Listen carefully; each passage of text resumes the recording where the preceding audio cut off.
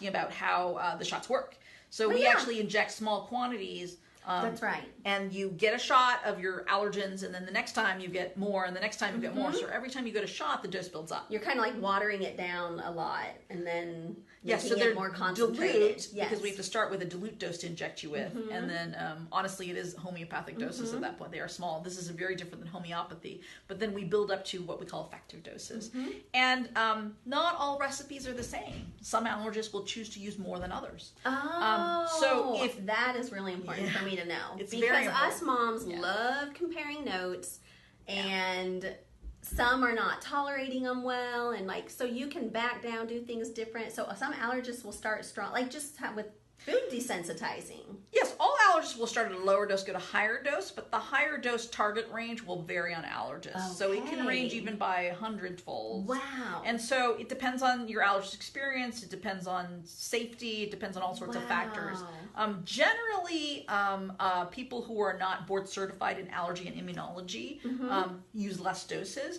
And I'm not saying those doses don't work. They're probably not as effective as a high dose, but there's also a higher safety margin when you use much, much less. Okay. So then you don't have to worry about reactions in your office and things like that. Right. So, our opinion is that lower doses may suppress symptoms and people may get benefit from them. But if you're trying to achieve more benefit, if you're more allergic, if the shots are not working for you as you expect, it's probably because your doses are too low. And so it depends on, the allergist you see.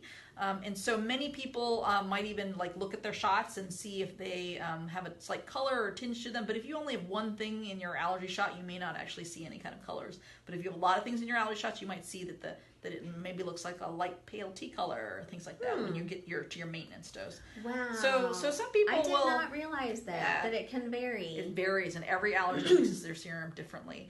And it's hard to say which doses work. For some people, some of our patients respond to a really low dose, and that's all they need. And for some of our patients, they need much higher doses to get where they need to be.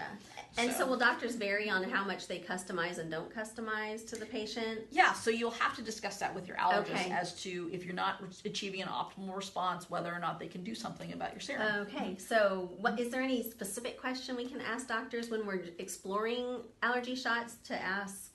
To get a gauge of where they fall in the spectrum? So every person and allergist will also have a different build-up schedule. So some people will get to that maintenance dose faster than others. So some allergists, it takes a year to get to the maintenance dose. For some allergists, like ours, it takes 4 months. And for some people, like ours as well, we also do a cluster or accelerated schedules to get you there faster, because it's the higher doses that do work. Gotcha. And so you may want to talk to your allergist about your doses. If you're having problems, you may have to back down. If you're not having problems, you're not having an effect, you may have to ramp up. Some people will retest like we do if you're not having a good response after a year or two. So most people, once they get to the maintenance dose, within about 3 to 6 months, they should start noticing a difference.